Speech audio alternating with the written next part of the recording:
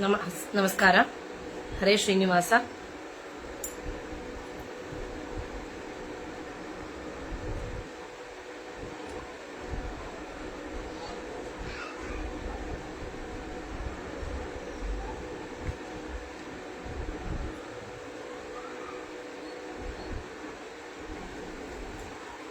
ಎಲ್ಲರಿಗೂ ಅಧಿಕ ಮಾಸದ ಪ್ರಯುಕ್ತ ನಡೆಯುತ್ತಿರುವಂತಹ ಪುರುಷ ಮಾಸದ ಸೇವೆಗೆ, ಪುರುಷೋತ್ತಮ ಮಾಸದ ಸೇವೆಗೆ ಎಲ್ಲರಿಗೂ ಆದರದ ಸ್ವಾಗತ. ಈ ಒಂದು ಕಾರ್ಯಕ್ರಮವನ್ನ, ಸೇವೆ ಮಾಡುವಂತಹ ಒಂದು ಭಾಗ್ಯವನ್ನ ಒದಗಿಸಿಕೊಟ್ಟಿದ್ದಕ್ಕೆ ನಾದಾಂಜಲಿ ಸ್ವರ ವಿಹಾರ ತಂಡದ ಎಲ್ಲ ಅಡ್ಮಿನ್ ಮತ್ತು ಮಾಡರೇಟರ್ಸ್, ಎಲ್ಲ ತಂಡದ ಪದಾಧಿಕಾರಿಗಳಿಗೆ ತುಂಬ ಹೃದಯದ ಧನ್ಯವಾದಗಳು.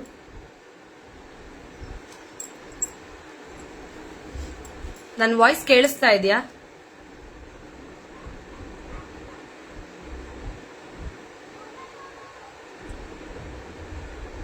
ವಾಯ್ಸ್ ಕ್ಲಿಯರ್ ಕೇಳಿಸ್ತಾ ಇದ್ರೆ ಒಂದು ಕಮೆಂಟ್ ಹಾಕಿ.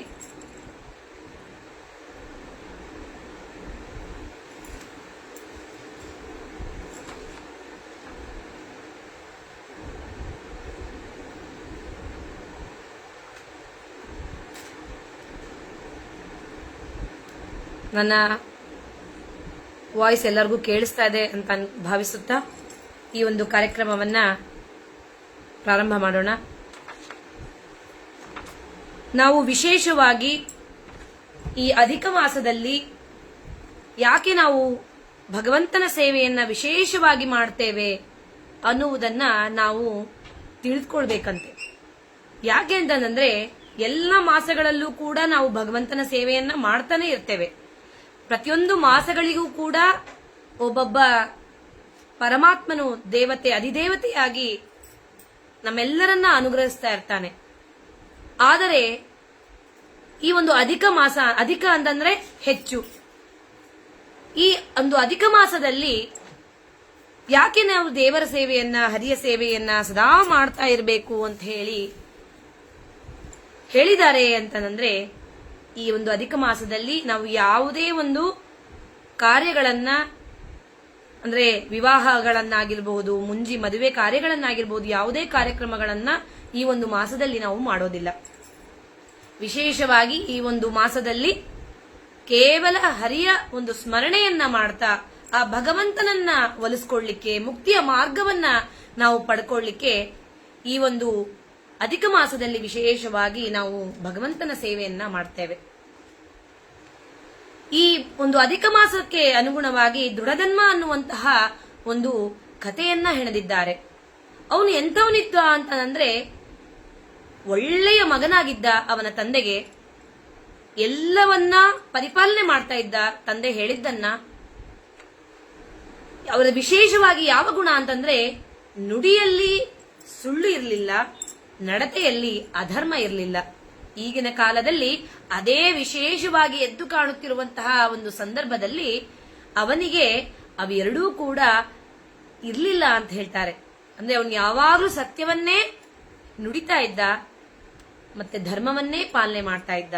ಇದರಿಂದ ನಾವು ತಿಳ್ಕೊಳ್ಳೋದು ಅಂತಂದ್ರೆ, ನಾವು ಕೂಡ ಯಾವಾಗಲೂ ಕೂಡ ಅಧರ್ಮವನ್ನ ಪಾಲನೆ ಮಾಡದೆ ಧರ್ಮದ ಹಾದಿಯಲ್ಲಿ ನಡೆಯುತ್ತಾ ಸದಾಕಾಲ ಸತ್ಯವನ್ನೇ ನುಡಿದು ಆ ಪರಮಾತ್ಮನನ್ನ ವಿಶೇಷವಾಗಿ ಸ್ಮರಣೆಯನ್ನ ಮಾಡ್ತಾ ನಾವು ಮುಕ್ತಿಯ ಹಾದಿಯನ್ನ ಹಿಡಿಬೇಕು ಅಂತ ಹೇಳಿ ದಾಸವರೇಣ್ಯರು ಅನೇಕ ಕೃತಿಗಳಲ್ಲಿ ಪದೇ ಪದೇ ಹೇಳ್ತಾ ಇರ್ತಾರೆ, ಒತ್ತಿ ಒತ್ತಿ ಹೇಳಿದ್ದಾರೆ. ಆ ಪರಮಾತ್ಮನ ಒಂದು ಗಾನ ಹೇಗಿದೆ ಅಂತಂದ್ರೆ, ಆ ಹರಿಯ ನಾಮ ಏನ್ ಸವಿ, ಎಷ್ಟು ಸವಿ, ಜೇನುತುಪ್ಪಕ್ಕಿಂತ ಸವಿಯಂತೆ. ಆ ಪರಮಾತ್ಮನ ಒಂದು ಗುಣಗಾನ ಮಾಡುವುದಾಗಲಿ, ಆ ಪರಮಾತ್ಮನನ್ನ ಧ್ಯಾನ ಮಾಡುವುದಾಗಲಿ, ಆ ಒಂದು ಜೇನುತುಪ್ಪಕ್ಕಿಂತಲೂ ಸವಿಯಾದದ್ದು ಅಂತಹ ಪರಮಾತ್ಮನನ್ನ ಅಧಿಕ ಮಾಸದಲ್ಲಿ ವಿಶೇಷವಾಗಿ ನಾವು ಸ್ಮರಣೆಯನ್ನ ಮಾಡಬೇಕು ಅಂತ ಹೇಳಿ ತಿಳಿಸಿದ್ದಾರೆ. ಅದಲ್ಲದೆ ಈ ಒಂದು ಅಧಿಕ ಮಾಸದಲ್ಲಿ ದಾನ ಧರ್ಮಗಳನ್ನ ಮಾಡೋದು, ಏನೇ ಮಾಡಿದ್ರು ಕೂಡ 33 ಅಂದ ಅಂಕಿಗಳನ್ನ ಇಟ್ಕೊಂಡು ದಾನಗಳನ್ನ ಮಾಡೋದು, ಅಪೂಪದಾನವನ್ನ ಮಾಡೋದು, ಈ ರೀತಿಯಾದಂತಹ ಒಂದು ಕ್ರಮಗಳನ್ನ ನಾವು ಅನುಸರಿಸಿಕೊಂಡು ಬರ್ತೇವೆ. ಪ್ರವಚನಗಳನ್ನ ಕೇಳೋದು, ನಾವೇನ್ ಮಾಡ್ತೇವೆ, ಅಯ್ಯೋ ಪ್ರವಚನದಲ್ಲಿ ಯಾರು ಕೇಳ್ತಾರೆ, ಏನೋ ಹೇಳ್ತಾ ಇರ್ತಾರೆ ಕತೆಗಳನ್ನ ಅಂತ. ಖಂಡಿತವಾಗಿ ನಾವು ಅದನ್ನ ನಿರ್ಲಕ್ಷ್ಯ ಮಾಡೋ ಹಾಗಿಲ್ಲ. ಎಲ್ಲ ಕತೆಗಳ ಆಚೆ ಕುತ್ಕೊಂಡು ಇನ್ನೊಬ್ಬರ ಬಗ್ಗೆ ಮಾತನಾಡುವುದನ್ನ ಬಿಟ್ಟು ಆ ಪರಮಾತ್ಮನನ್ನ ತದೇಕ ಚಿತ್ತದಿಂದ ಧ್ಯಾನವನ್ನ ಮಾಡಿದಾಗ ಆ ಪರಮಾತ್ಮ ಯಾಕೆ ಒಲಿಯಂಗಿಲ್ಲ? ಆ ಪರಮಾತ್ಮನ ಸದಾಕಾಲ ಸ್ಮರಣೆ ಮಾಡ್ತಾ ಇದ್ರೆ ಯಾಕೆ ಪರಮಾತ್ಮ ಒಲಿಯೋದಿಲ್ಲ?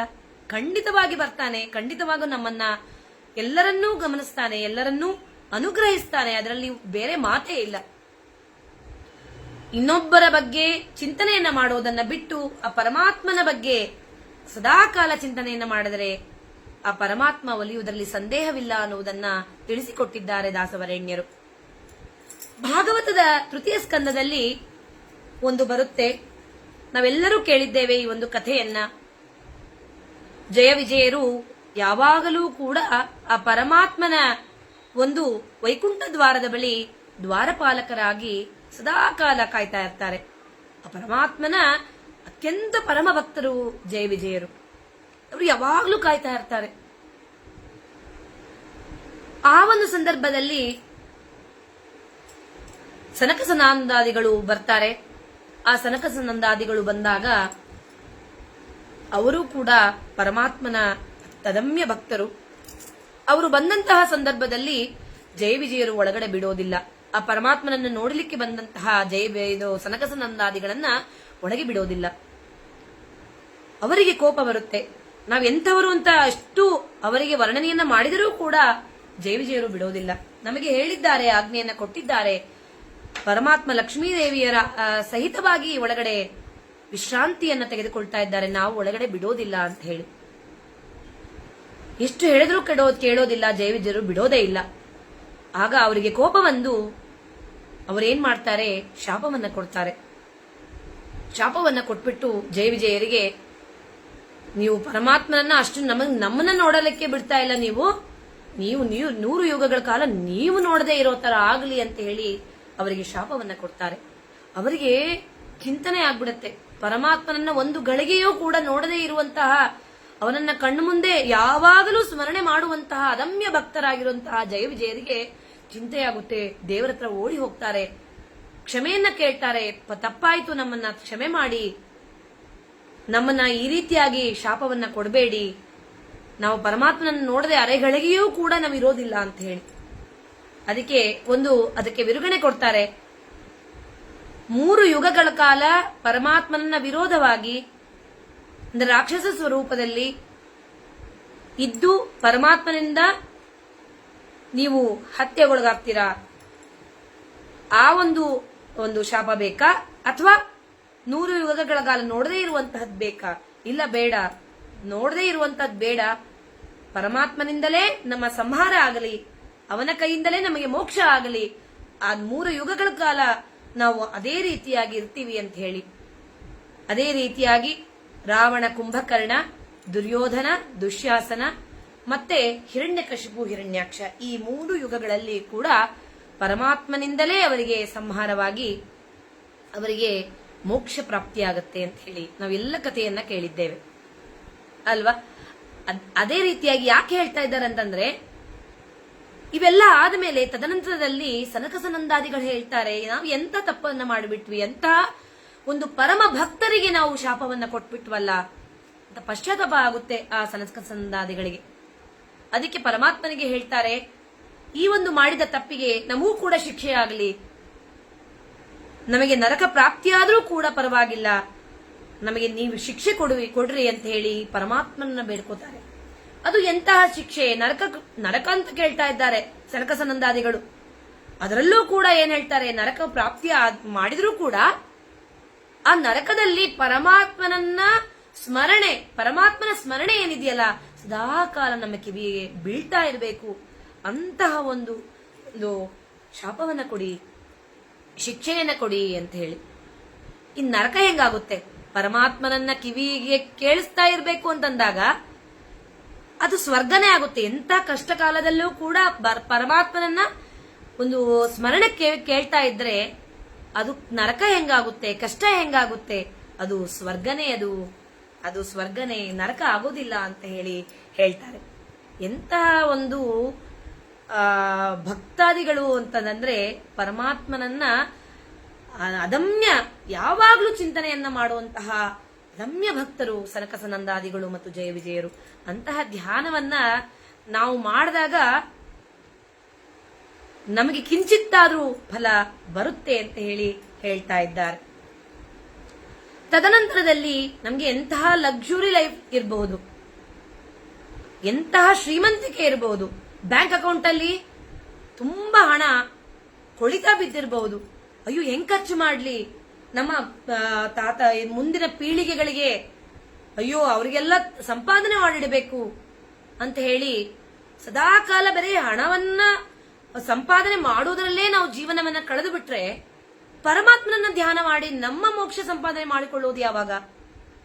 ಕೇವಲ ಹಣವನ್ನೇ ನಾವು ತಿನ್ನಕ್ಕಾಗುತ್ತಾ? ಅದರಲ್ಲೇ ನಾವು ಜೀವನ ಮಾಡಕ್ಕಾಗುತ್ತಾ? ಆ ಹಣ ಯಾವ್ದಕ್ ಬೇಕು? ಜೀವನವನ್ನ ನಡೆಸುವುದಕ್ಕೆ ಖಂಡಿತವಾಗಿ ಹಣ ಬೇಕು. ಅದಕ್ಕೆ ಒಂದು ಹಾಡಿನಲ್ಲಿ ಹೇಳ್ತಾರೆ, ರಾಯರಿಗೆ ಕೇಳ್ತಾರೆ, ಯಾಕಪ್ಪ ನನ್ನ ಮೇಲೆ ಕೋಪ? ನಾ ಸಂಸಾರಿಯಾಗಿದ್ದೇನೆ, ಹಣವನ್ನ ಕೇಳೋದು ತಪ್ಪ? ಹೇಗೆ ರಾಯರನ್ನ ಕೇಳ್ತಾರೆ ಹುಯಿಳುಗಳು ನಾರಾಯಣ ರಾಯರು, ಕೋಪವೇತಕ್ಕೆ ರಾಯರೇ ನಿಮಗೆ, ನಾನು ಸಂಸಾರಿಯಾಗಿದ್ದೇನೆ, ಹಣವನ್ನು ಕೇಳೋದು ತಪ್ಪ ದೇವರನ್ನ? ನಂಗೆ ಹಣ ಬೇಕಲ್ಲ ಸಂಸಾರ ನಡ್ಸೋಕೆ ಅಂತ ಹೇಳಿ ಕೇಳ್ತಾರೆ. ಎಷ್ಟು ಒಂದು ವಿಚಿತ್ರವಾಗಿ ಇದನ್ನ ಕೇಳ್ತಾರೆ ಅಂದ್ರೆ ಪರಮಾತ್ಮನನ್ನ, ರಾಯರನ್ನ ಅಂತಂದ್ರೆ ಅದೇ ರೀತಿಯಾಗಿ ಹೇಳ್ತೀನಿ.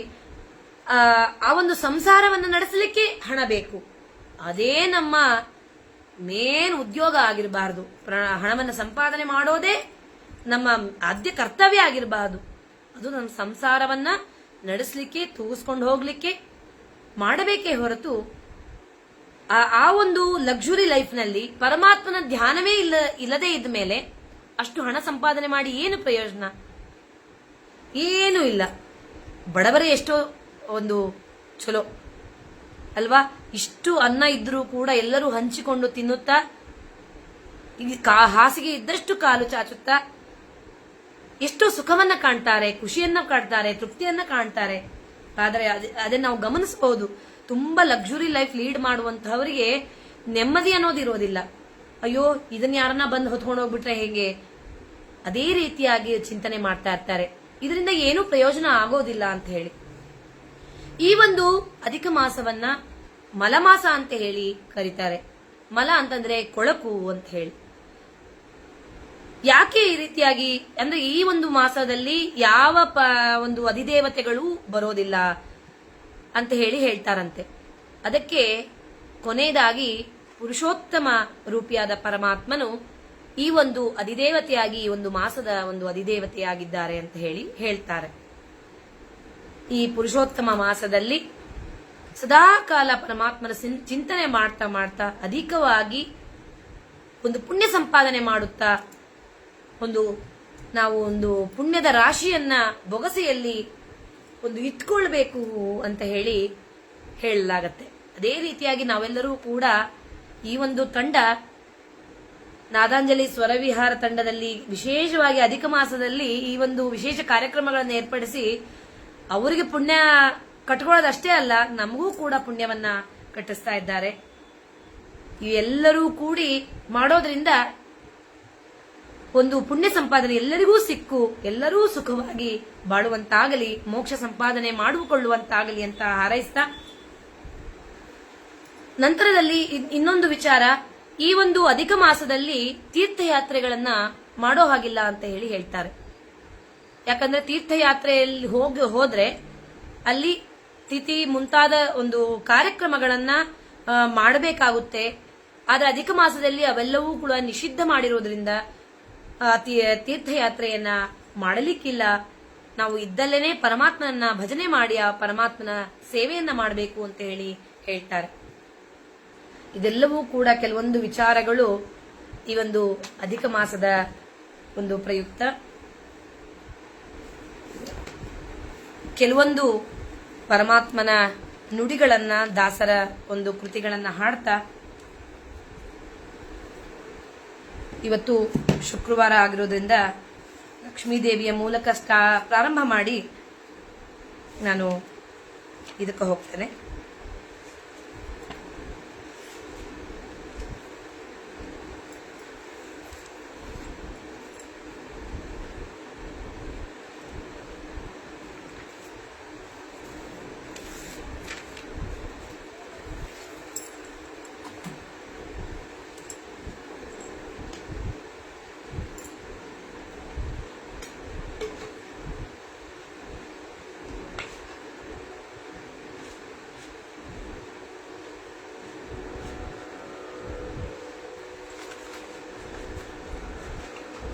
ಈ ಒಂದು ಕೃತಿಯಲ್ಲಿ ಇಂದಿರೇಶ ಅಂಕಿತದಲ್ಲಿ ರಚಿಸಿರುವಂತಹ ಕೃತಿ ನಿಮಗೆಲ್ಲರಿಗೂ ಗೊತ್ತೇ ಇದೆ. ಈ ಒಂದು ಕೃತಿಯಲ್ಲಿ ದಾಸರು ನಮಗೆ ನೋಡಲಿಕ್ಕೆ ಎರಡು ಕಣ್ಣಿದೆ, ಆಯ್ತಾ. ನಾವು ಎರಡು ಕಣ್ಣಿನ ಮೂಲಕವಾಗಿ ಇರುವಂತಹ ಚರಾಚರ ವಸ್ತುಗಳನ್ನಾಗಿರಬಹುದು ಎಲ್ಲವನ್ನೂ ಕೂಡ ನಾವು ನೋಡ್ತೇವೆ, ದೃಷ್ಟಿಯಿಂದ ಎಲ್ಲವನ್ನೂ ಅನುಭವಿಸ್ತೇವೆ. ಆದರೆ ದಾಸರು ಹೇಳ್ತಾರೆ, ಈ ಎರಡು ಕಣ್ಣುಗಳು ಸಾಲಲ್ಲ ಪರಮಾತ್ಮನನ್ನ ನೋಡ್ಲಿಕ್ಕೆ, ಲಕ್ಷ್ಮೀದೇವಿ ಅಂತರ್ಯಾಮಿಯಾದ ಭಗವಂತನನ್ನ ನೋಡ್ಲಿಕ್ಕೆ. ಈ ಕಣ್ಣುಗಳಿಗೆ ಹೊಸ ಕಣ್ಣು ನಮಗೆ ಬೇಕು. ಹೊಸ ಕಣ್ಣು ಇದ್ದಾಗ ಮಾತ್ರ ಆ ಕಣ್ಣಿನ ಮೂಲಕವಾಗಿ ಪರಮಾತ್ಮನ ಬಿಂಬವನ್ನ ಕಾಣಬಹುದು. ಈ ಕಣ್ಣನಿಂದ ಆ ಪರಮಾತ್ಮನನ್ನ ನೋಡ್ಲಿಕ್ಕೆ ಸಾಧ್ಯನೇ ಇಲ್ಲ. ಆದರೆ ಅವೆಲ್ಲವೂ ಕೂಡ ದಾಸವರಣ್ಯರಿಗೆ ಮಾತ್ರ ಸಾಧ್ಯ. ನಮ್ಮಂತಹ ಈ ಜನ್ಮಕ್ಕೆ ಅಷ್ಟು ನಾವು ಪುಣ್ಯ ಮಾಡಿಲ್ಲ. ಆದರೆ ಕಿಂಚಿತ್ತಾದರೂ ಕೂಡ ಆ ಪರಮಾತ್ಮನನ್ನ ಅಂತರ್ಚಕ್ಷುಗಳಿಂದ ಆ ಪರಮಾತ್ಮನನ್ನ ನಾವು ಬಿಂಬವನ್ನ ನೋಡುವುದಕ್ಕೆ ಪ್ರಯತ್ನವನ್ನ ಮಾಡಬೇಕು ಅಂತ ಹೇಳಿ ಹೇಳ್ತಾರೆ. ಅದಕ್ಕೆ ಹೊಸ ಕಣ್ಣು ಎನಗೆ ಹಚ್ಚಲೇಬೇಕು ಜಗದಂಬ ವಸುದೇವ ಸುತನ ಕಾಂಬುದಕ್ಕೆ. ಆ ಪರಮಾತ್ಮನನ್ನ ನೋಡ್ಲಿಕ್ಕೆ ನನಗೆ ಹೊಸ ಕಣ್ಣು ಕೊಡಮ್ಮ ತಾಯಿ ಅಂತ ಹೇಳಿ ಲಕ್ಷ್ಮೀದೇವಿಯನ್ನ ಬೇಡಿಕೊಳ್ಳುತ್ತಿರುವಂತಹ ಪರಿ.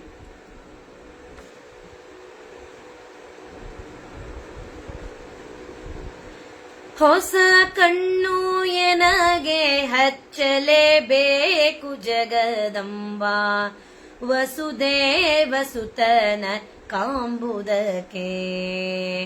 ಅಮ್ಮ ಹೊಸ ಕಣ್ಣು ಎನಗೆ ಹಚ್ಚಲೇಬೇಕು ಜಗದಂಬ ವಸುದೇವ ಸುತನ ಕಾಂಬುದಕ್ಕೆ. ಘಸಣೆಯಾಗಿದೆ ಭವ ವಿಷಯ ವಾರಿಧಿಯೋಳು, ಘಸಣೆಯಾಗಿದೆ ಭವ ವಿಷಯ ವಾರಿಧಿಯೋಳು. ಶಶಿಮುಖಿ ಕರುಣದಿ ಕಾಯೇ ಅಮ್ಮ ಹೊಸ ಕಣ್ಣು ಎನಗೆ ಹಚ್ಚಲೇಬೇಕು ಜಗದಂಬ ವಸುದೇವ ಸುತನ ಕಾಂಬುದಕ್ಕೆ.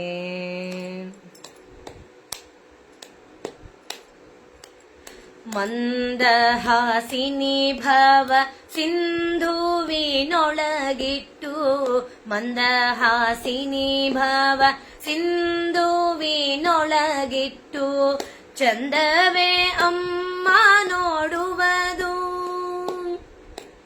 ಕಂದನದದಿ ಬಾಲ್ಯದಿಂದ ಸೇರಿದೆ ನಿನ್ನ ಮಂದರೋದರನ ತೋರಮ್ಮ. ಅಮ್ಮ ಹೊಸ ಕಣ್ಣು ಎನಗೆ ಹಚ್ಚಲೇಬೇಕು ಜಗದಂಬ ವಸುದೇವ ಸುತನ ಕಾಂಬುದಕ್ಕೆ.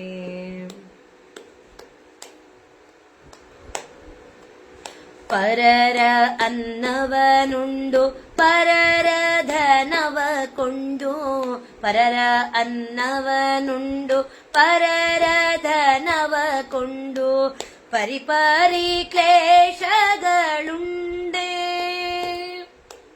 ವರಲಕ್ಷ್ಮಿ ನಿನ್ನ ಚಾರು ಚರಣ ಮೊರೆ ಹೊಕ್ಕೆ, ಕರುಣಾದಿ ಕಣ್ಣೆತ್ತಿ ನೋಡೆ. ಅಮ್ಮ ಹೊಸ ಕಣ್ಣು ಎನಗೆ ಹಚ್ಚಲೇಬೇಕು ಜಗದಂಬ ವಸುದೇವ ಸುತನ ಕಾಂಬುದಕ್ಕೆ. ಅಂದ ಚಂದಗಳೊಲ್ಲೆ ಬಂದ ಬಂಧು ಬಳಗವೊಲ್ಲೆ ಅಂದ ಚಂದಗಳೊಲ್ಲೆ ಬಂಧು ಬಳಗವೊಲ್ಲೆ ಬಂಧನಕ್ಕೆಲ್ಲ ಕಾರಣವು ಇಂದಿರೇಶನ ಪಾದ ದ್ವಂದ್ವವ ತೋರಿಸು ಹೃನ್ಮಂದಿರದಲ್ಲಿ ಬೇಗ ಅಮ್ಮ ಹೊಸ ಕಣ್ಣು ಎನಗೆ ಹಚ್ಚಲೇಬೇಕು ಜಗದಂಬ ವಸುದೇವ ಸುತನ ಕಾಂಬುದಕ್ಕೆ ವಸುದೇವ ಸುತನ ಕಾಂಬುದಕ್ಕೆ ವಸುದೇವ ಸುತನ ಕಾಂಬುದಕ್ಕೆ. ಇದರಲ್ಲಿ ನಾವು ಭಗವಂತನನ್ನ ಕೇಳ್ಕೋಬೇಕು. ಎಲ್ಲ ಮೋಹಗಳನ್ನ, ಎಲ್ಲ ಆಸೆಗಳನ್ನ, ಏನೇನ್ ನಮಗೆ ಅನಿಸ್ತಾ ಇದೆಯಲ್ಲ ಎಲ್ಲವುಗಳನ್ನ ನಾವು ಕಟ್ಕೊಂಡಿರ್ತೀವಿ ನನ್ನ ಸೂಟ್ ಕೇಸಲ್ಲಿ ಅಂತ ಹೇಳಿ ಅಂದಾಗ, ನನಗೆ ಅವರು ಬೇಕು, ಈ ಬಂಧು ಬೇಕು, ಈ ಬಳಗ ಬೇಕು, ಅವ್ರು ಬೇಕು, ಇವ್ರು ಬೇಕು, ಅವ್ರಿಲ್ದೆ ಇರಕ್ಕಾಗಲ್ಲ, ಎಲ್ಲವುಗಳನ್ನ ನಾವು ಒಂಥರ ಚಕ್ರವ್ಯೂಹದೊಳಗೆ ಬಂಧನೆ ಮಾಡಿಬಿಟ್ಟಿದೀವಿ. ಎಲ್ಲರ ಮೇಲೆ ಅಷ್ಟು ವ್ಯಾಮೋಹ, ಅಷ್ಟು ಪ್ರೀತಿ, ಎಲ್ಲರನ್ನ ಹಚ್ಕೊಂಡ್ ಬಿಟ್ಟಿದೀವಿ. ಆದರೆ ಹೇಳ್ತಾರೆ ದಾಸರು, ನಾವು ಅವೆಲ್ಲರನ್ನ ಹಚ್ಕೊಂಡಾಗ, ನಮ್ಮ ಪ್ರಾಣ ಪಕ್ಷಿ ಹಾರಿ ಹೋದಾಗ ಎಲ್ಲರೂ ನಮ್ಮ ಜೊತೆ ಬರ್ತಾರ? ನಮಗೆ ಆ ಒಂದು ಭಾರವನ್ನ ಹೊತ್ಕೊಂಡು ಹೋಗ್ಲಿಕ್ಕೆ ಆಗುತ್ತಾ? ಎಲ್ಲರ ಮೇಲೆ ಮೋಹವನ್ನ ಬೆಳೆಸ್ಕೊಂಡಾಗ ನಾವು ಯಾವ ರೀತಿಯಾಗಿ, ಹೇಗೆ ನಮ್ಗೆ ಹೋಗ್ಲಿಕ್ಕಾಗುತ್ತೆ? ಅವೆಲ್ಲ ಬಂಧನಗಳಿಂದ ನಾವು ದೂರ ಸರಿತಾ ಸರಿತಾ ಸರಿತಾ ನಾವು ಪರಮಾತ್ಮನೆಡೆಗೆ ತದೇಕ ಚಿತ್ತದಿಂದ ಧ್ಯಾನವನ್ನ ಮಾಡ್ತಾ ಆ ಭಗವಂತನನ್ನ ಮುಟ್ಲಿಕ್ಕೆ ನಾವು ಪ್ರಯತ್ನವನ್ನ ಮಾಡಬೇಕು. ಇಲ್ಲದಿದ್ರೆ ನಮಗೆ ತುಂಬಾ ಕಷ್ಟ ಆಗುತ್ತೆ, ಎಲ್ಲ ಬಂಧನದಿಂದ ಆಚೆ ಬರ್ಲಿಕ್ಕೆ ಕಷ್ಟ ಆಗುತ್ತೆ ನಮಗೆ ಅಂತ ಹೇಳಿ ಹೇಳ್ತಾ ಇದ್ದಾರೆ. ಅಂತ ಒಂದು ಶಕ್ತಿಯನ್ನ ನಮಗೆ ಕೊಡಬೇಕು ಅಂತ ಹೇಳಿ ಹೇಳ್ತಾ,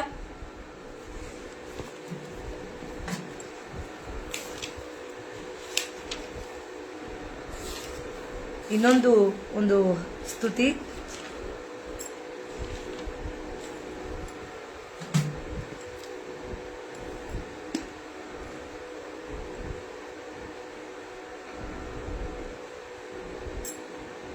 ಈ ಒಂದು ಕೃತಿ ಗೋಪಾಲದಾಸರು ರಚನೆ ಮಾಡಿರುವಂತಹದ್ದು.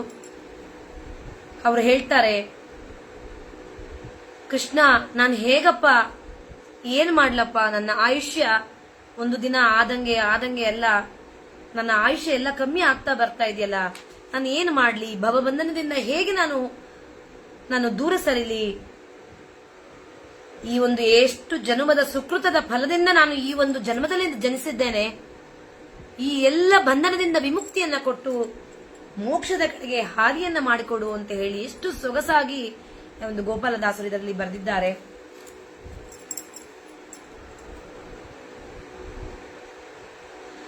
ಹ್ಯಾಂಗೆ ಮಾಡಲಯ್ಯ ಕೃಷ್ಣ ಹೋಗುತ್ತಿದೆ ಆಯುಷ್ಯ, ಹ್ಯಾಂಗೆ ಮಾಡಲಯ್ಯ ಕೃಷ್ಣ ಹೋಗುತ್ತಿದೆ ಆಯುಷ್ಯ, ಮಂಗಳಾಂಗ ಭವಭಂಗ ಬಿಡಿಸಿ ನಿನಡಿಂಗರಿಗನ ಮಾಡೋ ಅನಂಗ ಜನಕ, ಹ್ಯಾಂಗೆ ಮಾಡಲಯ್ಯ ಕೃಷ್ಣ ಹೋಗುತ್ತಿದೆ ಆಯುಷ್ಯ.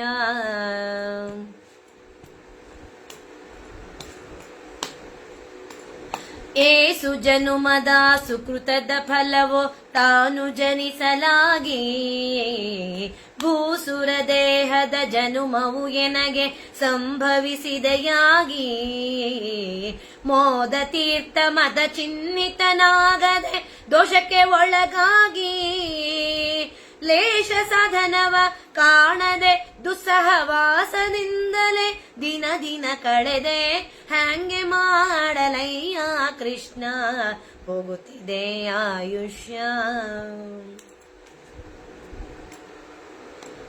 ಶಶಿಮುಖಿ ಕನಕದ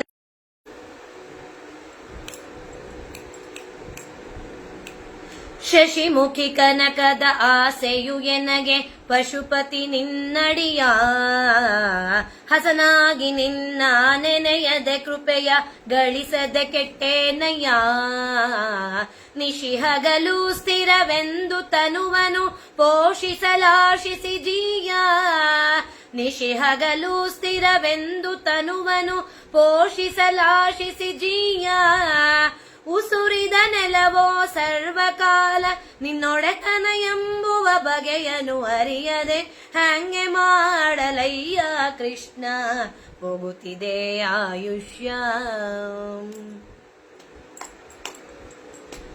ನೆರೆ ನಂಬಿದ ಪಾವಟಿಗಳು ಎಲ್ಲ ಸರಿದು ಹೋದವಲ್ಲ ಮರಳಿ ಈ ಪರಿ ಜನುಮವು ಬರುವ ಭರವಸೆಯಂತೂ ಇಲ್ಲ ಪರಿ ಪರಿ ವಿಷಯದ ಆಸೆಯು ಎನಗೆ ಪಿರಿದು ಆಯಿತಲ್ಲ ಹರಿಯೇ ಜಗದಿ ನೀನೊಬ್ಬನಲ್ಲದೆ ಪೊರೆವರಿನ್ನಾರು ಇಲ್ಲವಲ್ಲ ಹಂಗೆ ಮಾಡಲಯ್ಯ ಕೃಷ್ಣ ಹೋಗುತ್ತಿದೆ ಆಯುಷ್ಯ ಅವನಿಯೊಳಗೆ ಪುಣ್ಯಕ್ಷೇತ್ರ ಚರಿಸುವ ಹವಣಿಕೆಯನಗಿಲ್ಲ ಪವನಾತ್ಮಕ ಗುರು ಮಧ್ವಶಾಸ್ತ್ರದ ಪ್ರವಚನ ಕೇಳಲಿಲ್ಲ ತವಕದಿಂದ ಗುರು ಹಿರಿಯರ ಸೇವಿಸಿ ಅವರ ಒಲಿಸಲಿಲ್ಲ ರವಿನಾದನ ಕೇಳೆದರುತ್ತರ ಕೊಡೆ ವಿವರ ಸರಕುವುದಾದರಿಲ್ಲ ಹಂಗೆ ಮಾಡಲಯ್ಯ ಕೃಷ್ಣ ಹೋಗುತ್ತಿದೆ ಆಯುಷ್ಯ ಭಾಗವತರೊಡಗೂಡಿ ಉಪವಾಸ ಜಾಗರ ಒಂದು ದಿನ ಮಾಡಲಿಲ್ಲ ರಾಗದಿ ಶುಕ ಮುನಿ ಪೇಳ್ದ ಹರಿಕತೆ ಸಂಯೋಗವೆಂಬುದಿಲ್ಲ ಭಾಗವತರೊಡಗೂಡಿ ಉಪವಾಸ ಜಾಗ ಒಂದು ದಿನ ಮಾಡಲಿಲ್ಲ ರಾಗದಿ ಶುಕ ಮುನಿ ಪೇಳ್ದ ಹರಿಕತೆ ಸಂಯೋಗವೆಂಬುದಿಲ್ಲ ನೀಗುವಂತ ಭವ ಭಯವ ಭಕುತಿ ವೈರಾಗ್ಯವೆಂಬುದಿಲ್ಲ ಯೋಗಿ ವಂದ್ಯ ಗೋಪಾಲ ವಿಠಲ ವಿಠಲ ವಿಠಲ ಗೋಪಾಲ ವಿಠಲ ಯೋಗಿ ವಂದ್ಯ ಗೋಪಾಲ ವಿಠಲ ತಲೆಬಾಗಿ ನಿನ್ನನೆ ಬೇಡಿಕೊಂಬೆ ಹಂಗೆ ಮಾಡಲಯ್ಯ ಕೃಷ್ಣ ಹೋಗುತ್ತಿದೆ ಆಯುಷ್ಯ ಹಂಗೆ ಮಾಡಲಯ್ಯ ಕೃಷ್ಣ ಹೋಗುತ್ತಿದೆ ಆಯುಷ್ಯ. ಎಷ್ಟು ಅದ್ಭುತವಾಗಿ ಬರೆದಿದ್ದಾರೆ.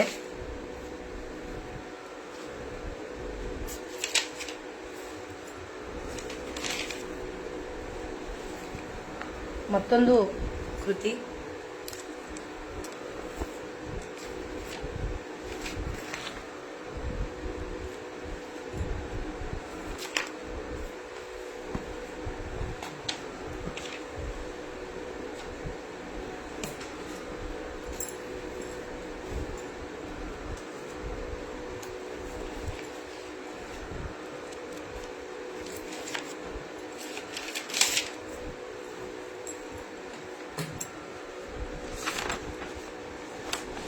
ಇದರಲ್ಲಿ ಈ ಒಂದು ಕೃತಿಯಲ್ಲಿ ದಾಸರು ಚೆನ್ನಕೇಶವ ಎನ್ನುವಂತಹ ಅಂಕಿತದೊಂದಿಗೆ ವೇಲಾಪುರದ ಚೆನ್ನ ಅವರು ಎಷ್ಟು ಅದ್ಭುತವಾಗಿ ಒಂದು ಕೃತಿಯಲ್ಲಿ ವರ್ಣನೆಯನ್ನ ಮಾಡಿದ್ದಾರೆ ಅಂತಂದ್ರೆ ಧೋತರವನ್ನ ನಮ್ಮ ದೇಹಕ್ಕೆ ಹೋಲಿಕೆಯನ್ನ ಮಾಡಿದ್ದಾರೆ. ಬಿಳಿ ವಸ್ತ್ರ ಇರುತ್ತೆ ಧೋತರ, ಪುರುಷರು ಧರಿಸುವಂತಹ ಒಂದು ವಸ್ತ್ರ. ಆ ವಸ್ತ್ರವನ್ನ ನಾವು ಉಟ್ಕೋಬೇಕಾದ್ರೆ ಅದು ಬಿಳಿಯಾಗೇ ಇರಬೇಕು. ಗಲೀಜಾಗಿದ್ರೆ ಕೊಳಕಾಗಿದ್ರೆ ನಮಗೆ ಉಟ್ಕೊಳ್ಳಿಕ್ಕೆ ಮನ್ಸಾಗೋದಿಲ್ಲ ಅಲ್ವಾ? ಅದೇ ರೀತಿಯಾಗಿ ನಮ್ಮ ದೇಹವೂ ಕೂಡ ಧೋತರ ಬಿಳಿ ವಸ್ತ್ರವಿದ್ದಂಗೆ. ಆ ಬಿಳಿ ವಸ್ತ್ರ ಕೊಳಕಾದ್ರೆ ನಮಗೆ ಸಹಿಸಕ್ ಆಗೋದಿಲ್ವೋ ಅದೇ ರೀತಿಯಾಗಿ ಈ ಒಂದು ದೇಹ ಮನಸ್ಸು ಎಲ್ಲವೂ ಕೂಡ ಕೊಳಕಾದ್ರೆ ನಮಗೆ ಶುದ್ಧೀಕರಣ ಯಾವ ರೀತಿಯಾಗಿ ಮಾಡೋದು ಅನ್ನೋದನ್ನ ಸೊಗಸಾಗಿ ಹೇಳಿದ್ದಾರೆ. ಹೇಗೆ ನಾವು ಆ ಒಂದು ಧೋತರವನ್ನ ಸೋಪ್ ಹಚ್ಚಿ ಮಾಡಿ ಎಲ್ಲ ಯಾವ ರೀತಿಯಾಗಿ ನಾವು ಶುದ್ಧೀಕರಣ ಮಾಡ್ತೇವೋ, ಈ ಒಂದು ದೇಹವನ್ನ ಮನಸ್ಸನ್ನ ಹೇಗೆ ಶುದ್ಧೀಕರಣ ಮಾಡಬೇಕು ಅಂತಂದ್ರೆ, ನಮ್ಮಲ್ಲಿ ಇರುವಂತಹ ಅರಿಷಡ್ ವರ್ಗಗಳು ಏನ್ ತುಂಬಿ ತುಳುಕ್ತಾ ಇದ್ದಾವಲ್ಲ, ಆ ಎಲ್ಲ ಅರಿಷಡ್ ವರ್ಗಗಳನ್ನ, ಮೋಹ ಆಗಿರಬಹುದು, ಸಿಟ್ಟಾಗಿರಬಹುದು, ರಾಗದ್ವೇಷಗಳಾಗಿರಬಹುದು, ಮತ್ತೊಬ್ಬರ ಬಗ್ಗೆ ಅಸೂಯೆ ಆಗಿರಬಹುದು, ಯಾವಾಗಲೂ ನಾವು ಮತ್ತೊಬ್ಬರ ಬಗ್ಗೆ ನಿಂದನೆ ಮಾಡ್ತಾನೇ ಇರೋದು, ಎಲ್ಲವೂ ಕೂಡ ಆ ಒಂದು ಪಾಪದ ಒಂದು ಕೊಡದಲ್ಲಿ ತುಂಬೋತಾ ಹೋಗುತ್ತಂತೆ. ನಾವು ಇಷ್ಟು ದಾಸರನ್ನ ಒಂದು ಕೃತಿಗಳನ್ನ ಪಠನೆಯನ್ನ ಮಾಡಿಯೂ ಕೂಡ ನಾವು ಮತ್ತೊಬ್ಬರನ್ನ ನಿಂದನೆ ಮಾಡ್ತಾನೆ ಇರ್ತೀವಿ.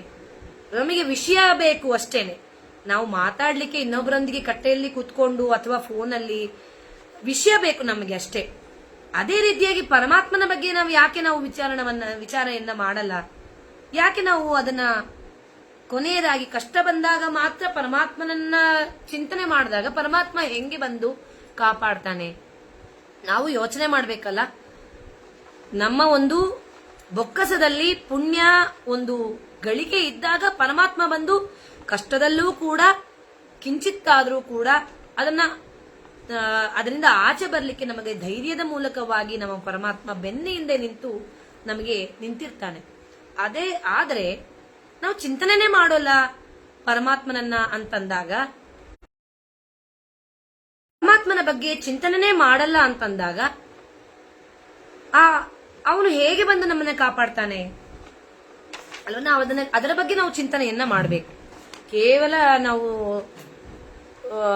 ಕೃತಿಗಳನ್ನ ಪಠನೆ ಮಾಡಿ ದಾಸರನ್ನ ನಾವು ದೇವರ ಶ್ಲೋಕವನ್ನಾಗಿರಬಹುದು, ದೇವರ ಒಂದು ಸ್ತುತಿಗಳನ್ನಾಗಿರಬಹುದು ನಾವು ಸುಮ್ಮನೆ ಮಾಡ್ತಾ ಇದ್ದೇವೆ, ಅದನ್ನ ನಾವು ಪಾಲನೆ ಮಾಡ್ತಾ ಇಲ್ಲ ಅಂತಂದ್ರೆ ಯಾವುದೇ ಪ್ರಯೋಜನ ಇಲ್ಲ ಅಂತ ಹೇಳಿ ಇದರಲ್ಲಿ ಸೊಗಸಾಗಿ ಹೇಳ್ತಾ ಇದ್ದಾರೆ.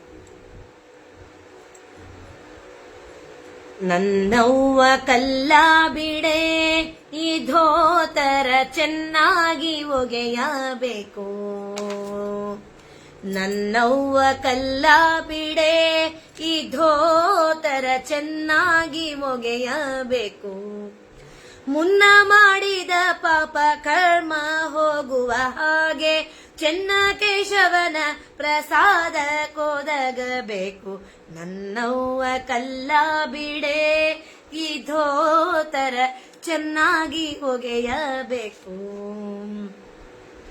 ಉಟ್ಟ ಧೋತರ ಮಾಸಿತು ಮನದೊಳಗಿರುವ ದುಷ್ಟರೈವರುಗಳಿಂದ, ಉಟ್ಟ ಧೋತರ ಮಾಸಿತು ಮನದೊಳಗಿರುವ ದುಷ್ಟರೈವರುಗಳಿಂದ, ಕಷ್ಟ ದುರಿತಗಳು ಬಿಟ್ಟು ಹೋಗುವ ಹಾಗೆ, ಕಷ್ಟ ದುರಿತಗಳು ಬಿಟ್ಟು ಹೋಗುವ ಹಾಗೆ ಮುಟ್ಟಿ ಜನದೊಳು ಗಟ್ಯಾಗಿ ಒಗೆಯಬೇಕು, ನನ್ನವ್ವ ಕಲ್ಲ ಬಿಡೆ ಈ ಧೋತರ ಚೆನ್ನಾಗಿ ಒಗೆಯಬೇಕು. ವೇದವನೋದಬೇಕು ಮನದೊಳಗಿದ್ದ ಭೇದವ ಕಳೆಯಬೇಕು, ವೇದವನೋದಬೇಕು ಮನದೊಳಗಿದ್ದ ಭೇದವ ಕಳೆಯಬೇಕು. ಸಾಧಾರಣೆಯಿಂದ ತಿಳಿದು ನಿಶ್ಚಯವಾಗಿ ಕ್ರೋಧ ಕರ್ಮಗಳೆಲ್ಲ ಬಿಟ್ಟು ಹೋಗುವ ಹಾಗೆ, ನನ್ನವ್ವ ಕಲ್ಲ ಬಿಡೆ ಈ ಧೋತರ ಚೆನ್ನಾಗಿ ಒಗೆಯಬೇಕು.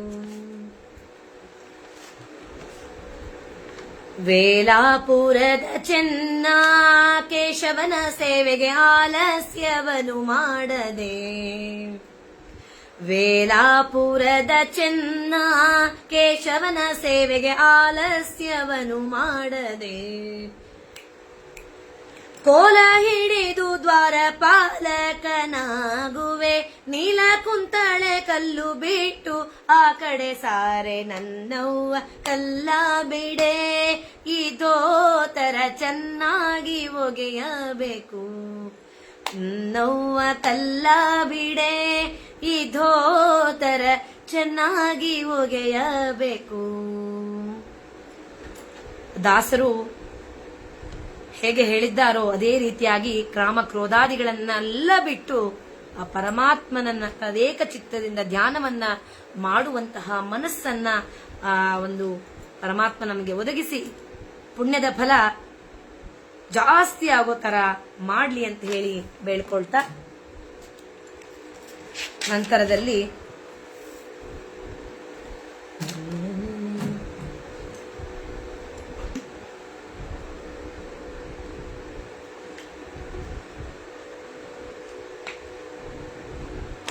ಪುರಂದರದಾಸರು ರಚನೆ ಮಾಡಿರುವಂತಹ ಒಂದು ಕೃತಿ ಸದಾಕಾಲ ಹರಿಯ ನಾಮಸ್ಮರಣೆಯನ್ನ ಮಾಡು ಅಂತ ಹೇಳಿ ಹೇಳ್ತಾ ಇದ್ದಾರೆ. ಈ ಶರೀರ ಈಗಾಗಲೇ ಹೇಳಿದ ಹಾಗೆ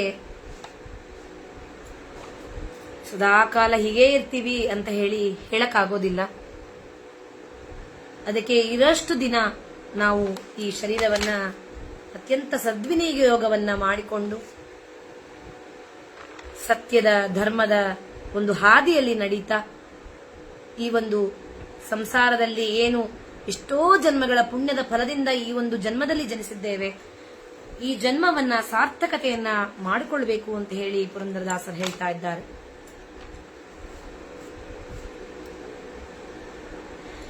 ಹರಿಯ ನೆನೆಯಿರೋ ನಮ್ಮ ಹರಿಯ ನೆನೆಯಿರೋ, ಹರಿಯ ನೆನೆಯಿರೋ ನಮ್ಮ ಹರಿಯ ನೆನೆಯಿರೋ, ಬರಿಯ ಮಾತನಾಡಿ ಬಾಯ ಬರಿದು ಮಾಡಿಕೊಳ್ಳಬೇಡಿ, ಬರಿದ ಮಾತನಾಡಿ ಬಾಯ ಬರಿದು ಮಾಡಿಕೊಳ್ಳಬೇಡಿ, ಹರಿಯ ನೆನೆಯಿರೋ ನಮ್ಮ ಹರಿಯ ನೆನೆಯಿರೋ, ಹರಿಯ ನೆನೆಯಿರೋ ನಮ್ಮ ಹರಿಯ ನೆನೆಯಿರೋ.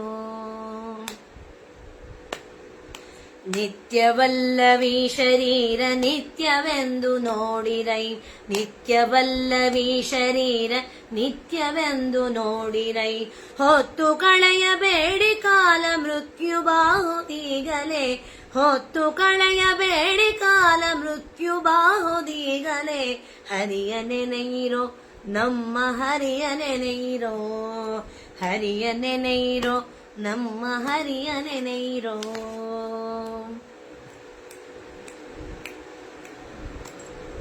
ಕಾಮ ಕ್ರೋಧಗಳನ್ನು ತೊರೆದು ಕಾಮನಯನ ಕಥೆಯ ಬರೆದು, ಕಾಮ ಕ್ರೋಧಗಳನ್ನು ತೊರೆದು ಕಾಮನಯನ ಕಥೆಯ ಬರೆ, ಪ್ರೇಮದಿಂದ ಭಜಿಸಿರಯ್ಯ ಪಾಮರರಂತೆ ತಿರುಗದೆ, ಪ್ರೇಮದಿಂದ ಭಜಿಸಿರಯ್ಯ ಪಾಮರರಂತೆ ತಿರುಗದೆ, ಹರಿಯ ನೆನೆಯಿರೋ ನಮ್ಮ ಹರಿಯ ನೆನೆಯಿರೋ, ಹರಿಯ ನೆನೆಯಿರೋ ನಮ್ಮ ಹರಿಯ ನೆನೆಯಿರೋ. ಹಾಳು ಹರಟೆ ಮಾಡಿ ಮನವ ಬೀಳು ಮಾಡಿಕೊಳ್ಳಬೇಡ್, ಹಾಳು ಹರಟೆ ಮಾಡಿ ಮನವ ಬೀಳು ಮಾಡಿಕೊಳ್ಳಬೇಡ್, 7 ದಿನದ ಕಥೆಯ ಕೇಳಿ ಏಳಿರೋ ವೈಕುಂಠಕ್ಕೆ, 7 ದಿನದ ಕಥೆಯ ಕೇಳಿ ಏಳಿರೋ ವೈಕುಂಠಕ್ಕೆ, ಹರಿಯ ನೆನೆಯಿರೋ ನಮ್ಮ ಹರಿಯ ನೆನೆಯಿರೋ, ಹರಿಯ ನೆನೆಯಿರೋ ನಮ್ಮ ಹರಿಯ ನೆನೆಯಿರೋ. ಮೆಟ್ಟಿ ಪುಣ್ಯ ಕ್ಷೇತ್ರವನ್ನು ಸುಟ್ಟು ಹೋಗುದಯ್ಯ ಪಾಪ, ಮೆಟ್ಟಿ ಪುಣ್ಯ ಕ್ಷೇತ್ರವನ್ನು ಸುಟ್ಟು ಹೋಗುದಯ್ಯ ಪಾಪ, ಮುಟ್ಟಿ ಭಜಿಸಿರಯ್ಯ ಪುರಂದರ ವಿಠಲನ್ನ ಚರಣವ, ಮುಟ್ಟಿ ಭಜಿಸಿರಯ್ಯ ಪುರಂದರ ವಿಠಲನ್ನ ಚರಣವ, ಹರಿಯ ನೆನೆಯಿರೋ ನಮ್ಮ ಹರಿಯ ನೆನೆಯಿರೋ, ಹರಿಯ ನೆನೆಯಿರೋ ನಮ್ಮ ಹರಿಯ ನೆನೆಯಿರೋ, ಹರಿಯ ನೆನೆಯಿರೋ ನಮ್ಮ ಹರಿಯ ನೆನೆಯಿರೋ.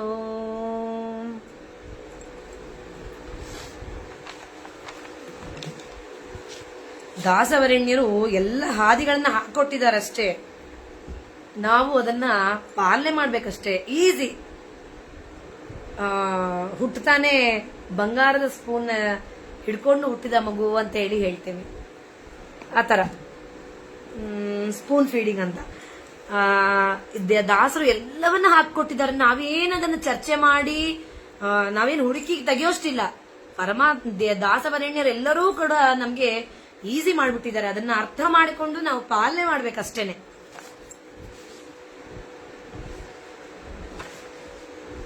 ಮತ್ತೊಂದು ಕೃತಿ ಜಯೇಶ ವಿಠಲ ದಾಸರು.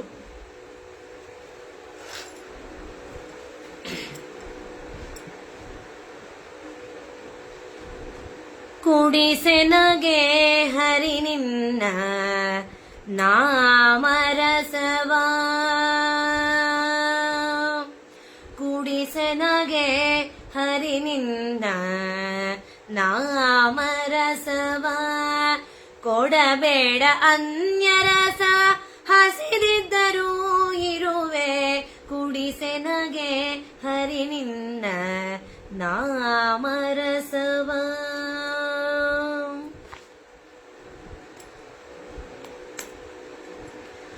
ಜನರ ಮನ್ನಣೆ ದೃಷ್ಟಿ ಕನಸಿಲಾದರೂ ಬೇಡ, ಮನವು ನಿನ್ನಲಿ ಸತತ ನೆಲೆಸಿರಲಿ ಸ್ವಾಮಿ. ಜನರ ಮನ್ನಣೆ ದೃಷ್ಟಿ ಕನಸಿಲಾದರೂ ಬೇಡ, ಮನವು ನಿನ್ನಲಿ ಸತತ ನೆಲೆಸಿರಲಿ ಸ್ವಾಮಿ. ತೃಣವಿದು ಘನ ಮಾಳ್ಪ ಅನಿಲ ಮಂದಿರ ವಾಸ, ಪ್ರಣತ ಪಾಲಕ ನಿನ್ನ ಮೊರೆ ಹೊಕ್ಕೆ ನಯ್ಯ, ಕುಡಿಸೆನಗೆ ಹರಿ ನಿನ್ನ ನಾಮರಸವ.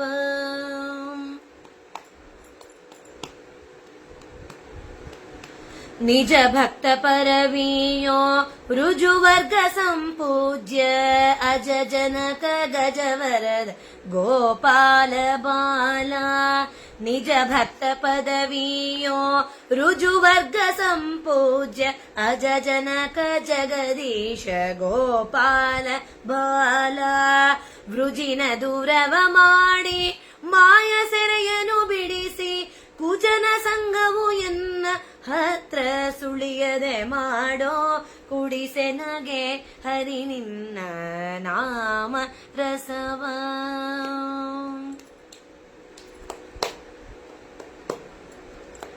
ಕೇಳಿಸು ನಿನ್ನ ಕಥೆ ತೋರಿಸು ತವ ಮೂರ್ತಿ, ಮೂಡಿಸೋ ಮನ ನಿನ್ನ ಧ್ಯಾನದಲ್ಲಿ ಸ್ವಾಮಿ.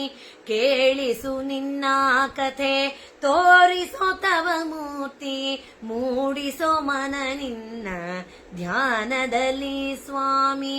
ಫಾಲಾಕ್ಷ ಸಖ ಪೂರ್ಣ ಜಯೇಶ ವಿಠಲ, ಕಾಲಿಗೆ ಬಿದ್ದವನ ಕೈ ಪಿಡಿದು ಉದ್ಧರಿಸೋ, ಕುಡಿಸೆನಗೆ ಹರಿ ನಿನ್ನ ನಾಮರಸವ. ಕೊಡಬೇಡ ಅನ್ಯರಸ ಹಸಿದಿದ್ದರೂ ಇರುವೆ, ಕುಡಿಸೆನಗೆ ಹರಿ ನಿನ್ನ ನಾಮರಸವ. ಕುಡಿಸೆನಗೆ ಹರಿ ನಿನ್ನ ನಾಮರಸವ.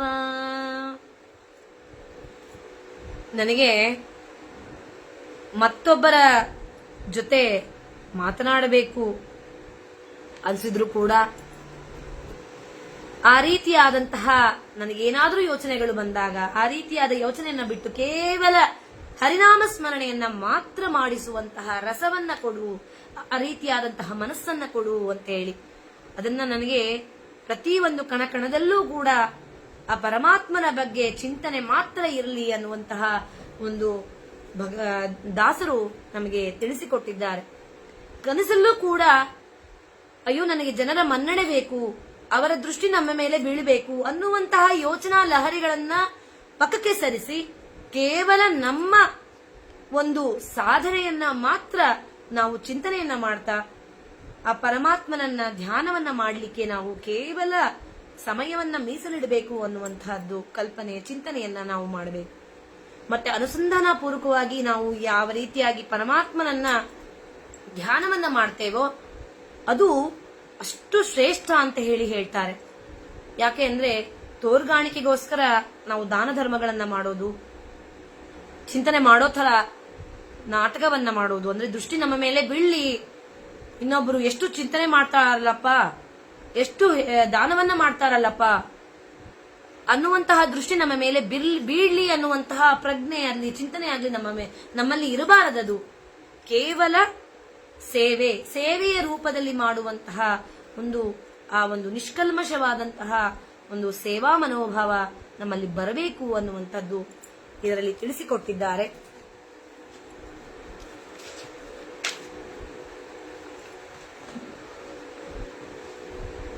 ಮತ್ತೊಂದು ಕೃತಿ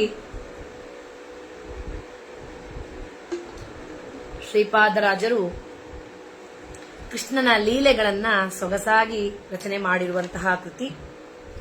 ಎಲ್ಲರಿಗೂ ಧನ್ಯವಾದಗಳು. ಎಲ್ಲರೂ ನನ್ನ ಜೊತೆ ಹರಿನಾಮ ಸ್ಮರಣೆಯಲ್ಲಿ ಜೊತೆಯಾಗಿ ನೀವು ಕೂಡ ಒಂದು ಸೇವೆಯನ್ನ ಮಾಡ್ತಾ ಇದ್ದೀರಾ. ಎಲ್ಲರಿಗೂ ಭಗವಂತ ಒಂದು ಅನುಗ್ರಹ ಸಿಗಲಿ ಎಲ್ಲರಿಗೂ ಕೂಡ ಅಂತ ಹೇಳಿ ಭಗವಂತನಲ್ಲಿ ಬೇಡ್ಕೊಳ್ತಾ,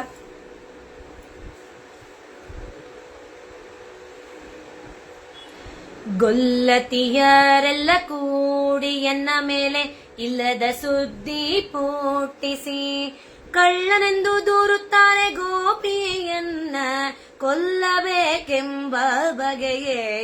ಗೊಲ್ಲತಿಯರೆಲ್ಲ ಕೂಡಿ ಎನ್ನ ಮೇಲೆ ಇಲ್ಲದ ಸುದ್ದಿ ಪೋಟಿಸಿ ಹರವಿಯ ಹಾಲು ಕುಡಿಯಲು ಎನ್ನ ಹೊಟ್ಟೆ ಕೆರೆಯೇನೆ ಪೇಳಮ್ಮಯ್ಯ. ಹರವಿಯ ಹಾಲು ಕುಡಿಯಲು ಎನ್ನ ಹೊಟ್ಟೆ ಕೆರೆಯೇನೆ ಪೇಳಮ್ಮಯ್ಯ. ಕರೆದು ಅಣ್ಣನ ಕೇಳಮ್ಮ ಉಂಟಾದರೆ ಒರಳಿಗೆ ಕಟ್ಟಮ್ಮಯ್ಯ. ಗೊಲ್ಲತಿಯರೆಲ್ಲ ಕೂಡಿ ಎನ್ನ ಮೇಲೆ ಇಲ್ಲದ ಸುದ್ದಿ ಪೋಟಿಸಿ ಅಟ್ಟವನೇರಿ ಹಿಡಿಯುವುದು ಅದು ಎನಗೆ ಕಷ್ಟವಲ್ಲವೇ ಹೇಳಮ್ಮಯ್ಯ. ಅಟ್ಟವನೇರಿ ಹಿಡಿಯುವುದು ಅದು ಎನಗೆ ಕಷ್ಟವಲ್ಲವೇ ಹೇಳಮ್ಮಯ್ಯ. ನೀ ಕೊಟ್ಟ ಹಾಲು ಕುಡಿಯಲಾರದೆ ನಾನು ಬಟ್ಟಲೊಳಗಿಟ್ಟು ಹೋದೇನೆ. ಗೊಲ್ಲತಿಯರೆಲ್ಲ ಕೂಡಿ ಎನ್ನ ಮೇಲೆ ಇಲ್ಲದ ಸುದ್ದಿ ಪೋಟಿಸಿ ಪುಂಡತನವ ಮಾಡಲು ನಾನು ದೊಡ್ಡ ಗಂಡಸೆನೆ ಹೇಳಮ್ಮಯ್ಯ. ಪುಂಡತನವ ಮಾಡಲು ನಾನು ದೊಡ್ಡ ಗಂಡಸೇನೆ ಹೇಳಮ್ಮಯ್ಯ.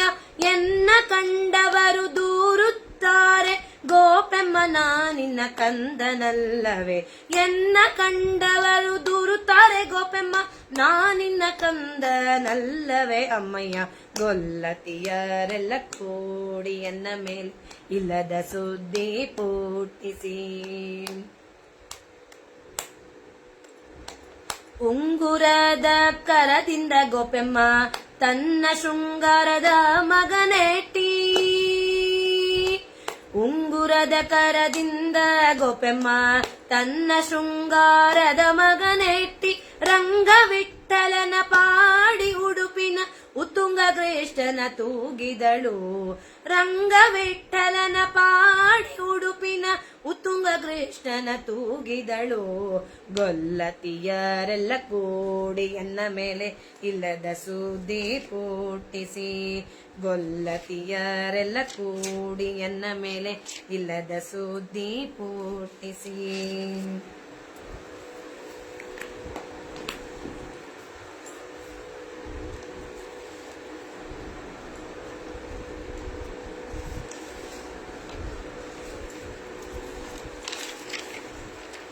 ಇನ್ನೊಂದು ಗೋರ್ಬಾಳ ರಂಗ ರಚನೆ ಮಾಡಿರುವಂತಹ ಕೃತಿ.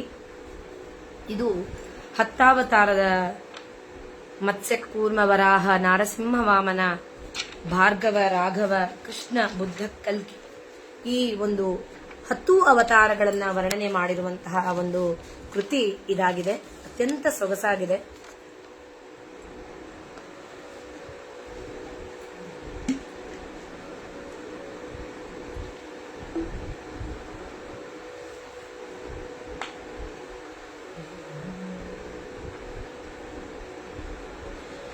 ಹೇಳ ಬಂದೇವಮ್ಮ ಗೋಪಿ ನಿಮಗ ದೂರ, ಯಾರ ಮಾತ ಕೇಳವಲ್ಲ ರಂಗಚ್ಚೋರ.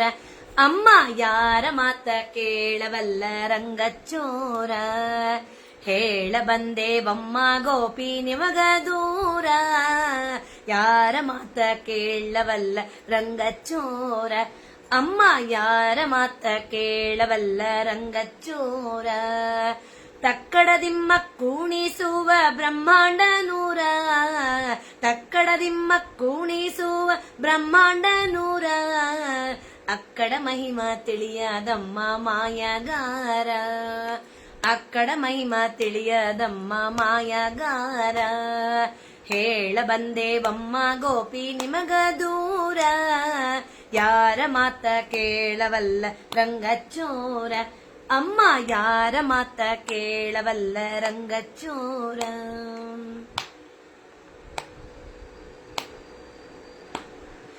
ಮತ್ಸ್ಯನಾಗಿ ಕಣ್ಣು ತೆರೆದು ಮುಚ್ಚಬಲ್ಲನೆ, ಎಂಥ ಹೊತ್ತು ಬಂದಿತೆಂದು ಬೆಟ್ಟ ಹೊತ್ತಾನೆ.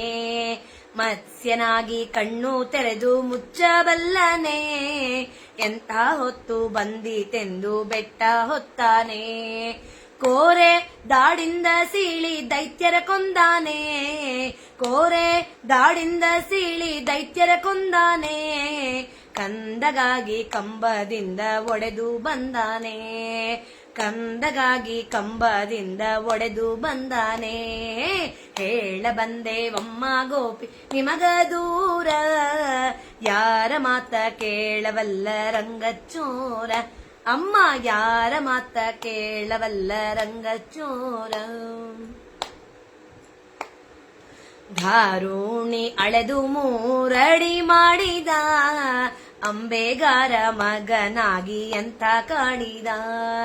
ಧಾರುಣಿ ಅಳೆದು ಮೂರಡಿ ಮಾಡಿದ, ಅಂಬೆಗಾರ ಮಗನಾಗಿ ಎಂತ ಕಾಡಿದ.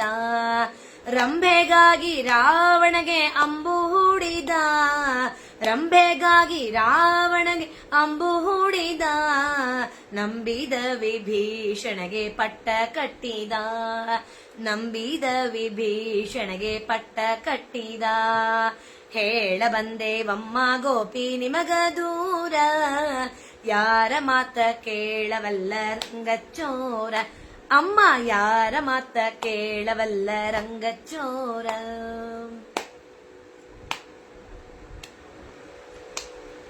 ಕಳ್ಳನಾಗಿ ಗೋಕುಲದಲ್ಲಿ ಬೆಣ್ಣೆ ಕದ್ದಾನೆ, ವಸ್ತ್ರವಿಲ್ಲವೆಂದು ತಾ ಬೆತ್ತಲೆ ನಿಂತಾನೆ. ಕಳ್ಳನಾಗಿ ಗೋಕುಲದಲ್ಲಿ ಬೆಣ್ಣೆ ಕದ್ದಾನೆ, ವಸ್ತ್ರವಿಲ್ಲವೆಂದು ತಾ ಬೆತ್ತಲೆ ನಿಂತಾನೆ. ಕುದುರೆ ಏರೀತ ಹಾರುತ ಬಂದಾನೆ, ಕುದುರೆ ಏರೀತ ಹಾರುತ ಬಂದಾನೆ. ಬೆದರಬೇಡ ಗೋರ್ಬಾಳ ರಂಗ ಬಂದಾನೆ, ಬೆದರಬೇಡ ಗೋರ್ಬಾಳ ರಂಗ ಬಂದಾನೆ. ಹೇಳ ಬಂದೇವಮ್ಮ ಗೋಪಿ ನಿಮಗ ದೂರ, ಯಾರ ಮಾತ ಕೇಳವಲ್ಲ ರಂಗಚೋರ. ಅಮ್ಮ ಯಾರ ಮಾತ ಕೇಳವಲ್ಲ ರಂಗಚೋರ. ಅತ್ಯಂತ ಸೊಗಸಾದ ಒಂದು ಗಂಟೆಯ ಹೊತ್ತು ಹೇಗೆ ಕಳೆದನು ಅಂತ ಹೇಳಿ ನಿಜವಾಗ್ಲೂ ಗೊತ್ತಾಗ್ಲಿಲ್ಲ. ಇಷ್ಟು ಹೊತ್ತು ನನ್ನ ಒಂದು ಹಾಡನ್ನ ಕೇಳ್ತಾ ಎಲ್ಲರೂ ಪ್ರೋತ್ಸಾಹವನ್ನ ಮಾಡಿದ್ದೀರಿ. ಎಲ್ಲರಿಗೂ ತುಂಬ ಹೃದಯದ ಧನ್ಯವಾದಗಳು. ಮತ್ತೊಮ್ಮೆ ಈ ಒಂದು ಅವಕಾಶವನ್ನ ಕೊಟ್ಟಿದ್ದಕ್ಕೆ ನಾದಾಂಜಲಿ ಸ್ವರ ವಿಹಾರ ತಂಡಕ್ಕೆ, ಇಡೀ ಅಡ್ಮಿನ್ ಮತ್ತು ಮಾಡರೇಟರ್ಸ್ ತಂಡಕ್ಕೆ ವಿಶೇಷವಾಗಿ ಕೃತಜ್ಞತೆಗಳನ್ನ ಅರ್ಪಿಸ್ತಾ ಈ ಒಂದು ನೇರ ಪ್ರಸಾರ ಕಾರ್ಯಕ್ರಮವನ್ನ ಇಲ್ಲಿಗೆ ಮುಗಿಸ್ತಾ ಇದ್ದೇನೆ. ಈ ಅಧಿಕ ಮಾಸದಲ್ಲಿ ಎಲ್ಲರೂ ಕೂಡ ಆ ಭಗವಂತನ ನಾಮಸ್ಮರಣೆಯನ್ನ ಸದಾಕಾಲ ಮಾಡ್ತಾ, ಸೇವೆಯನ್ನ ಮಾಡ್ತಾ ವಿಶೇಷವಾದ ಒಂದು ಅನುಗ್ರಹಕ್ಕೆ ಪಾತ್ರರಾಗೋಣ. ದಾಸರು ಹೇಳ್ತಾರೆ, ಕೇವಲ ಸೇವೆಯನ್ನ ನಂಗೆ ಮಾಡಕ್ಕಾಗ್ತಿಲ್ಲ, ಕೇವಲ ಆ ಒಂದು ಪರಮಾತ್ಮನ ಒಂದು ವರ್ಣನೆಯನ್ನ ಆಗಿರಬಹುದು, ಆ ಪರಮಾತ್ಮನ ಬಗ್ಗೆ ಚಿಂತನೆಯನ್ನ ಕೇಳಿಸ್ಕೊಂಡ್ರೆ ಸಾಕು ಅಂತ ಹೇಳಿ ಹೇಳ್ತಾರೆ. ಅದೂ ಕೂಡ ನಮಗೆ ಪುಣ್ಯವನ್ನ ತಂದುಕೊಡುತ್ತೆ ಅಂತ ಹೇಳಿ ಹೇಳ್ತಾರೆ. ಅದೇ ರೀತಿಯಾಗಿ ನಾವೆಲ್ಲರೂ ಕೂಡ ಪಾಲನೆ ಮಾಡ್ತಾ ಸತ್ಯ ಧರ್ಮದ ಹಾದಿಯಲ್ಲಿ ನಡೀತಾ ಸದಾಕಾಲ ಇನ್ನೊಂದರ ಬಗ್ಗೆ ಚಿಂತನೆಯನ್ನ ಮಾಡದೆ ಪರಮಾತ್ಮನನ್ನ ಚಿಂತನೆಯನ್ನ ಮಾಡ್ತಾ ಎಲ್ಲರೂ ವಿಶೇಷ ಅನುಗ್ರಹಕ್ಕೆ ಪಾತ್ರರಾಗೋಣ. ವಿಶೇಷವಾಗಿ ಅನುಗ್ರಹ ಮಾಡಲಿ ಸ್ವಾಮಿ ಅಂತೇಳಿ ಭಗವಂತನಲ್ಲಿ ಕೇಳ್ತಾ ಎಲ್ಲರಿಗೂ ಧನ್ಯವಾದಗಳು. ಶ್ರೀಕೃಷ್ಣ ಅರ್ಪಣಮಸ್ತು.